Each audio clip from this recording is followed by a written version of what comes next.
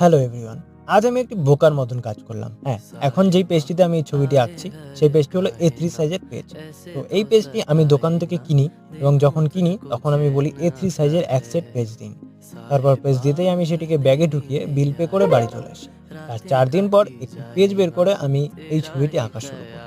তারপর ছবি আঁকতে, আঁকতে যখন ইরেজার ইউজ করছিলাম, তখন পেজগুলো কেমন উঠে যাচ্ছিল। সেটা সাধারণত আমার সাথে হয় না। তবুও ছবিটি যখন শুরু করেছি, তখন শেষ করব সেইভাবেই করে যাচ্ছি।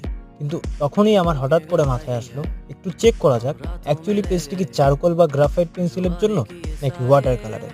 কারণ একমাত্র ওয়াটার কালার পেপারগুলোই এরকম হয়।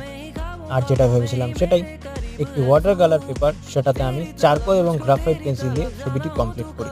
যাই হোক, ছবিটি তোমাদের কেমন লাগলো সেটি অবশ্যই জানাবে এবং ওয়াটার কালার পেপার যখন কিনে ফেলেছি তখন ওয়াটার কালার দিয়ে ছবি অবশ্যই আঁকবো। আরও কিছু কাজ দেখার জন্য ফলো করে রাখো। Thank you.